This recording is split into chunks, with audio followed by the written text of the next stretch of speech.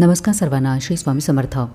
आयुष्यामध्ये संकटे येतात, अपेक्षा अपूर्ण राहतात आणि आपण नकळत राग, नैराश्य आणि नाराजी अनुभवतो. अनेकदा नैराश्यामुळे मन अशांत झाल्यामुळे आपण स्वामींवर राग काढू लागतो. मनात विचार येतो की स्वामी आहेत तरी कुठे? मी त्यांच्यावर विश्वास ठेवला, पण त्यांनी मला एकटे सोडले. स्वामींवर राग येतो जेव्हा आपल्याला वाटते की ते आपल्यासाठी काहीच करत नाहीत. पण खरंच ते काही करत नाहीत का? आपण रागवतो, सेवाही सोडतो, पण यामागचे खरे कारण काय आहे? स्वामी त्रास देतात की जीवन शिकवतात? तर आजच्या व्हिडिओमध्ये आपण या सर्व प्रश्नांची उत्तरे शांतपणे आणि श्रद्धेने शोधणार आहोत. आपण स्वतःच्या निर्णयांनी, स्वभावामुळे, मोहामुळे किंवा अज्ञानामुळे चुका करतो आणि जेव्हा त्याचे परिणाम भोगावे लागतात तेव्हा आपले मन एखाद्या आधाराकडे धाव घेते. पण तेव्हा आधार मिळाला नाही तर आपली चिडचिड होते. स्वामी माझे ऐकतच नाहीत हा विचार मनात येतो. पण चूक स्वामींची नसते तर ती आपल्या निर्णयाची असते. स्वामी हे आपल्या कर्मांमध्ये हस्तक्षेप करत नाहीत, पण योग्य वेळेला योग्य दिशा ते दाखवतात. ते आपल्याला वाचवतात आणि सर्व कर्म भोगावे लागते कारण तेच आपल्या आत्मोन्नतीसाठी आवश्यक असते. स्वामींचा राग येतो कारण आपण अपेक्षा करतो की मी स्वामींचे नाव घेतले तर काहीच वाईट होऊ नये. पण तेवढ्या वरवरच्या भक्तीने त्यांची कृपा बांधून ठेवता येत नाही. बऱ्याच वेळेला एखादी गोष्ट आपल्याला हवी असते आणि ती आपल्याला मिळत नाही, तेव्हा आपले मन स्वामींवर रागावते. पण हा राग म्हणजे आपला अहंकार असतो. आपण स्वामींची इच्छा मान्य करण्याऐवजी आपली इच्छा त्यांच्यावर लादू पाहतो आणि हेच खरे दुःख निर्माण करते. स्वामी आपल्याला रागवत नाहीत, पण आपल्याला योग्य ते शिकवण्यासाठी कधी संकटे, कधी शांतता, तर कधी प्रतीक्षा करायला लावतात. काही वेळेला परिस्थिती अशी निर्माण होते की आपल्याकडून स्वामींवर चुकून राग केला जातो. राग येणे हा मानवी भाव आहे, पण तो राग आपण त्यांच्या चरणी व्यक्त केला तर ते आपल्या भावनेलाही स्वीकारतात. रागाचे मूळ कारण समजून घेणे हेच भक्तीमधले पुढचे पाऊल आहे. जर आपल्याला चुकून स्वामींवर राग आलाच तर स्वामींकडे प्रार्थना करावी की स्वामी, माझ्या मनामध्ये मी तुम्हाला दोष दिला कारण मी थकलो होतो, गोंधळलो होतो, पण आता मला समजले आहे की चूक माझीच होती. अशी प्रामाणिक कबुली म्हणजे स्वामींच्या चरणी खरी शरणागती असते. अनेक भक्त म्हणतात की त्यांनी स्वामींवर राग केला, त्यांचे नाव घेणे थांबवले, पण जेव्हा संकटे वाढली आणि मनाला दिशा लागत नव्हती तेव्हा पुन्हा ते शांत, गंभीर, स्थिर डोळे आठवले.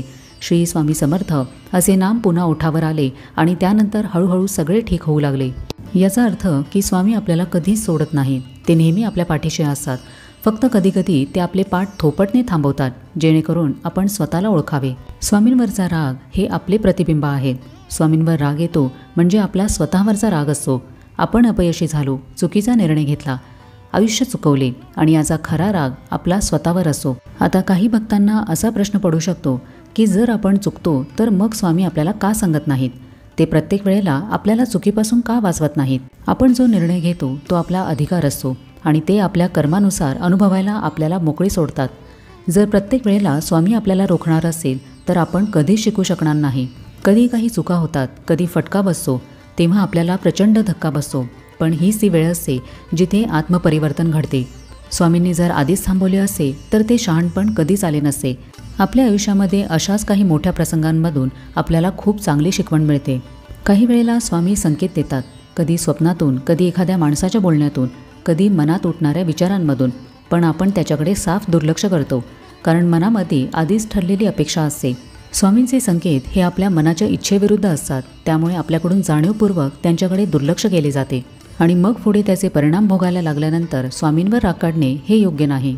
काही भक्त हे रागावून सेवा बंद करतात. त्यांना वाटते की स्वामी माझे ऐकतच नाहीत. पण हा प्रश्न स्वामी ऐकतात की नाही हा नसतो, तर प्रश्न हा असतो की मी स्वामींच्या इच्छेनुसार चालतो की नाही. स्वतःच्या रागाला बळी पडल्याने सेवा बंद करणे म्हणजे आपलेच नुकसान आहे हे आपल्या लक्षात येत नाही. मनाची अधीरता, अपेक्षाभंग स्वामींवर लादण्यापेक्षा आपण स्वतःवर काम करण्याचे आवाहन घ्यावे. स्वामी प्रत्येक वेळेला आपल्याला स्पष्टपणे हे कर, हे नको असे सांगणार नाहीत, कारण त्यांचे कार्य आपल्याला शिकवायचे असते. त्यांचे मौन म्हणजे आपली परीक्षा. आपण मन शांत केले तर त्यांच्या मौनातूनही आपल्याला उत्तर मिळते. जर आपण चुकीच्या मार्गावर गेलो, वाईट अनुभव घेतला आणि नंतर वाटले की स्वामींनी का नाही थांबवले, तर याचे उत्तर हेच आहे की कारण तिथे आपल्याला स्वामींना काहीतरी शिकवायचे होते. स्वामींनी काहीच केले नाही, माझे नुकसान झाले, स्वामी फक्त परीक्षा घेतात, फक्त त्रासच देतात, असे भाव अनेक भक्तांच्या मनामध्ये येतात. आपण अपेक्षा ठेवतो आणि अपेक्षाभंग झाला की स्वामींचा राग येतो. आपण विचार करतो की मी एवढे नामस्मरण करतो, सेवा करतो, मग स्वामींनी माझे काम का केले नाही?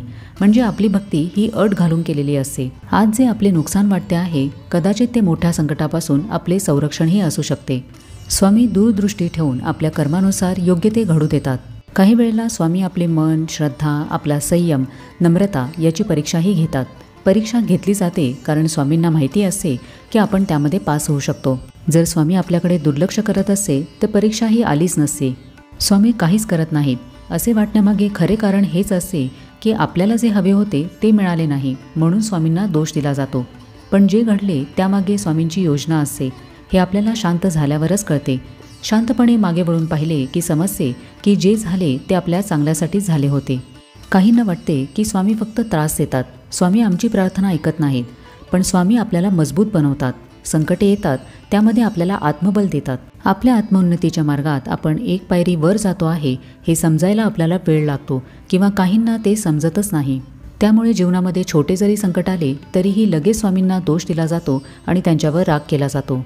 स्वामींनी आपल्याला सगळे यशस्वी करून दिले असते तर कदाचित आपला अहंकार वाढला असता, इतरांची किंमत राहिली नसती. त्यामुळे ते आपल्याला स्वतःच्या पायावर उभे राहायला शिकवतात. जे भक्त रडत रडत सेवा सोडतात त्यांचे सर्वात मोठे नुकसान म्हणजे ते स्वामींच्या कृपेपासून स्वतःलाच दूर करतात. स्वामी तिथेच असतात पण भक्तच मागे वळून निघून जातात. जे भक्त अशा पद्धतीने सेवा सोडतात त्यांच्या जीवनातील सकारात्मक बदल थांबतात. शेवटी त्यांनी सुरू केलेली साधना ही अधुरीच राहते. स्वामींवर राग केल्याने मन शांत राहत नाही. सेवा आणि साधनेपासून मन दूर जाऊ लागते. श्रद्धा ढासळते आणि मन भरकटते. अडचणी अधिक तीव्र वाटू लागतात. जिथे समाधान मिळायला हवे तिथे फक्त तक्रारीच राहतात. स्वामींची कृपा जाणविनाशी होते कारण आपणच जोरावलेलो असतो. जे आपल्याला माफ करूनही जवळ घेतात त्यांच्यावर राग करणे ही फार मोठी चूक असते. अशा स्वामींना आपण गृहीत धरून जर त्यांच्यावर राग काढला तर तो राग आपल्यालाच आतून पोखरू लागतो. स्वामींवर राग ठेवून कोणीही आयुष्यात पुढे गेले नाही, पण स्वामींवर संपूर्ण श्रद्धा ठेवून अनेक जण अंधारातून प्रकाशात आलेले आहेत. जे स्वामींवर राग करतात ते त्यांच्याच अज्ञानामध्ये हरवलेले असतात. स्वामींवर राग करण्याऐवजी त्यांच्या चरणी अधिक विश्वासाने झुकायला हवे.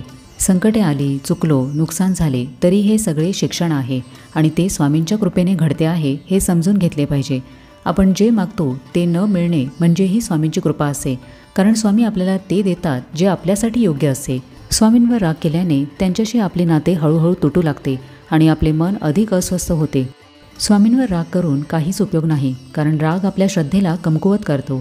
स्वामी आपल्याला घडवत असतात, त्यामुळे त्यांच्यावर राग न करता त्यांनी दिलेल्या प्रत्येक प्रसंगाकडे शिकवण म्हणून पाहावे. अडचणीमध्ये सुद्धा स्वामींचे नाव घेत राहावे आणि आपल्या श्रद्धेला अधिक सशक्त करावे. तर कसा वाटला आजचा व्हिडिओ हे मला कमेंट करून नक्की सांगा. व्हिडिओ इतर लोकांबरोबरही शेअर करा. आपण भेटूया आता पुढच्या व्हिडिओमध्ये. तोपर्यंत सगळ्यांना श्री स्वामी समर्थ.